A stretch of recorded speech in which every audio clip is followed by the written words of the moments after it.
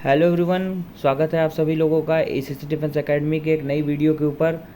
तो इस वीडियो में हम लोग बात करेंगे ह्यूमैनिटी सेक्शन के एक इम्पॉर्टेंट सब सेक्शन की, जिसका नाम है इंटरनेशनल ऑर्गेनाइजेशन। उसके इम्पॉर्टेंट एक्सपेक्टेड एमसीक्यू क्वेश्चंस की बात करेंगे और आपके एग्ज़ाम में 5 क्वेश्चन इंटरनेशनल ऑर्गेनाइजेशन से आते हैं। तो इस वीडियो से 2 से 3 क्वेश्चन फिक्स हैं, आपके क्वेश्चन में ज़रूर मिलेंगे क्वेश्चन पेपर में, तो इस वीडियो को इग्नोर मत करिएगा। शुरू करते हैं आज की इस वीडियो में। This video is very helpful for SSC 131 and 132। Let's start. अगर आप एसीसी 131 और 132 की प्रिपरेशन कर रहे हैं और अच्छे अच्छे क्वेश्चन प्रैक्टिस करना चाहते हैं तो हमारे टेलीग्राम चैनल से जुड़ जाइए, जहां पर रात 9 बजे हम लोग आपके एग्ज़ाम में एक्सपेक्टेड क्वेश्चन जो आ सकते हैं उसकी प्रैक्टिस करवा रहे हैं, जो फ्री ऑफ कॉस्ट है। तो इस टेलीग्राम चैनल से जुड़ के अपने ऑफिसर बनने का सपना पूरा करें। और एसीसी 131 का जो एग्ज़ाम डेट है नई वाली, वो है 20 जुलाई 2024।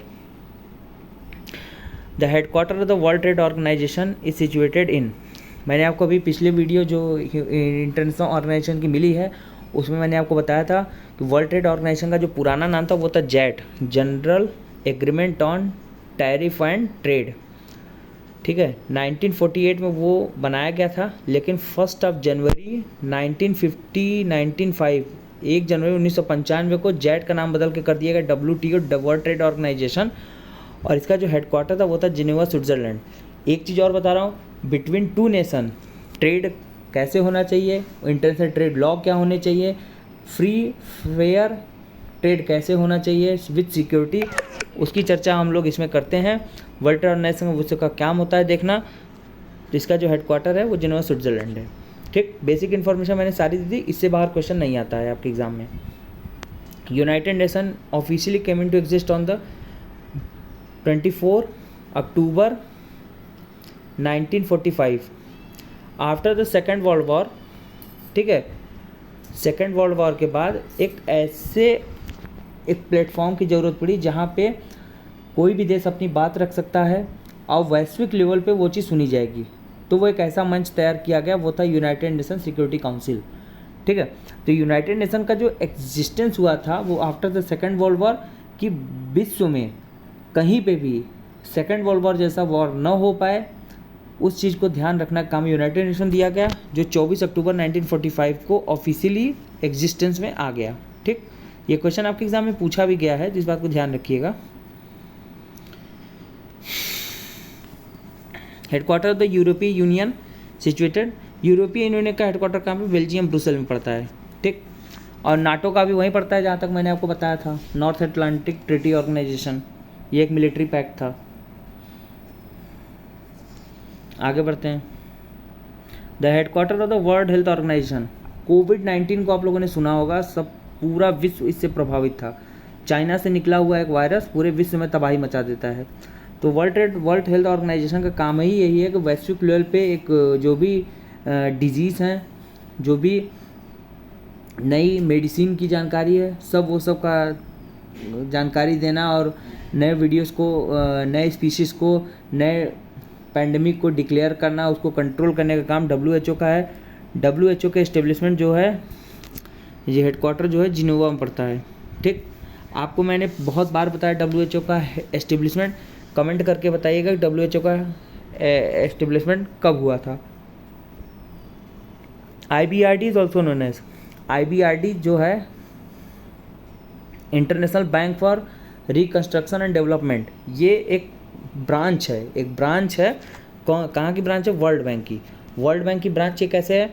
वर्ल्ड बैंक जो ऋण देता है वो इसी ऑर्गेनाइजेशन के माध्यम से देता है, IBRD के माध्यम से। ठीक है ना, तो IBRD is known as the world bank. Good, okay. और सबको पता है कि वर्ल्ड बैंक, IMF एक साथ एस्टेब्लिशमेंट हुई थी इन लोग की, और दोनों का हेडक्वार्टर भी एक ही है। 1944 जो वर्ल्ड बैंक की एस्टेब्लिशमेंट हुई थी वो हुई थी 1944 में वॉशिंगटन DC। मैं WDC लिख रहा हूँ, वॉशिंगटन DC में इसका हेडक्वार्टर है। 5 permanent member of the United Nation security council, China, France, Russia, USA, UK। Option D is the right answer. ठीक है, ये 5 लोग हैं जिनको पास परमानेंट मेंबर मतलब वीटो पावर मिल जाती है, और क्या। How many countries in Africa are members of the organisation of the petrol exporting countries. OPEC के कितने अफ्रीकन कंट्रीज मेंबर्स हैं? वह है 4। ये आंसर थोड़ा गलत है, इसको मत मानिएगा। जो अफ्रीकन की कंट्रीज़ हैं वो है 7 कंट्रीज़ हैं पेट्रोल एक्सपोर्टिंग कंट्रीज़ के। ओपेक के जो सदस्य हैं 7 अफ्रीकन कंट्रीज़ हैं, तो यहाँ पे 4 गलत है, ठीक है, इसको गलत है, ये 7 कंट्रीज़ हैं, is the right answer. OPEC क्या होता है? ओपेक वो होता है जो, जैसे कुछ देश हैं, जैसे गल्फ़ कंट्रीज़ हैं, वो लोग पेट्रोलियम का ज़्यादा एक्सपोर्ट करते हैं, मतलब प्रोडक्शन करते हैं, एक्सपोर्ट करते हैं। तो अफ्रीका भी उसमें कुछ कंट्रीज़ के साथ जुड़ा हुआ है। तो ये देखा गया है कि अफ्रीका के 7 कंट्रीज ऐसे हैं जो ओपेक के सदस्य हैं। इंटरपोल का हेडक्वार्टर कहाँ पे? लियोन्स पड़ता है। इंटरपोल के बारे में एक चीज़ और बता सकता हूँ।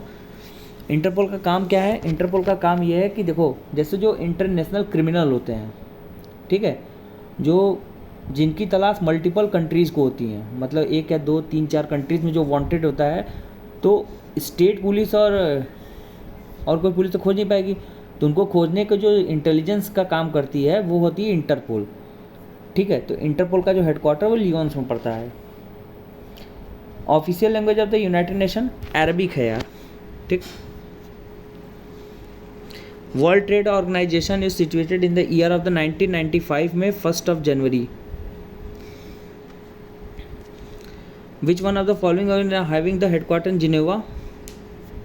वो है इंटरनेशनल सिविल एविएशन में इनका हेडक्वार्टर नहीं है। बाकी trade organisation, health organisation, labour organisation, तीनों का क्या है? जिनेवा स्विट्ज़रलैंड पड़ता है, लेकिन इंटरनेशनल सिविल ऑर्गेनाइजेशन का जो है वो हेडक्वार्टर जिनेवा में नहीं पड़ता है। इनका जो है कनाडा है। Canada is the headquarter of the international civil aviation organisation. World bank के न्यू प्रेसिडेंट कौन है? अजय बंगा। सबको पता है 1944 में बनाया गया था। WBC वाशिंगटन DC इसका हेडक्वार्टर है। Ajay Banga is the new president of the world bank. ACC 131 का क्रैश कोर्स हमारे यहाँ स्टार्ट कर दिया गया है। अगर आप लोग ACC 131 की प्रिपरेशन कर रहे हैं तो लास्ट 1 मंथ के लिए आप हमारे इस क्रैश कोर्स से जुड़ के अपने सपने को साकार कर सकते हैं। इस बैच को ज्वाइन करते ही आपको शॉर्ट PDF नोट्स मिलेंगे, जिसमें 1 लाइनर्स होंगे, MCQ होंगे, जो लास्ट 1 मंथ के लिए बहुत ज़्यादा इंपॉर्टेंट हैं। रिकॉर्डेड लेक्चर्स होंगी, जहाँ पे आप सुकून से इस वीडियोस को देख के अपने डाउट्स को दूर कर सकते हैं। अगर आपके डाउट्स फिर भी दूर नहीं होते हैं तो आप डायरेक्ट हमारे मैराथन क्लासेस से भी आपको जोड़ा जाएगा, जहाँ पे आप रात 9 बजे से लेकर 11 बजे तक टीचर के टच में रहेंगे। आप अपने टीचर से सभी डाउट पूछ सकते हैं। मॉक टेस्ट और PYQ को सॉल्व कराए जाएंगे। तो 8120745966 पर व्हाट्सएप करके आप हमारे इस क्रैश कोर्स से जुड़ सकते हैं। ये गूगल मीट पर स्क्रीन शेयर करके हम लोग ऐसे ही पढ़ाते हैं। PDF नोट्स है जो पेड बैच लेने के बाद आपको मिलेंगे। ये हमारा ऐप है गूगल प्ले स्टोर पे, ACC डिफेंस एकेडमी का। इंस्टॉल कर लीजिए। इंस्टॉल करने के बाद आपको कुछ ऐसा इंटरफेस देखने को मिलेगा, जहाँ पे आप सभी अपने हिसाब से, अपने कंफर्टेबल लेवल के हिसाब से आप इस बैच को अपने आप से भी जोड़ सकते हैं। और ये टेलीग्राम चैनल है, जहाँ पे आप जुड़ के क्वेश्चन प्रैक्टिस कर सकते हैं रात 9 बजे।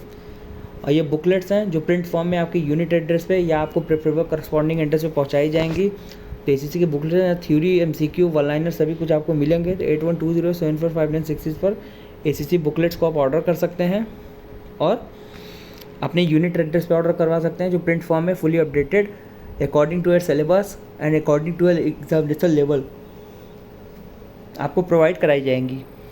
और ये हमारा YouTube चैनल है, सब्सक्राइब कर लीजिए, बेल आइकन ऑन कर लीजिए। सभी इंपॉर्टेंट वीडियो, इंपॉर्टेंट अपडेट्स के लिए YouTube चैनल से जुड़ के फ्री वीडियो से अपनी प्रिपरेशन कर सकते हैं। मिलते हैं नेक्स्ट वीडियो में। Goodbye, take care, stay tuned with us.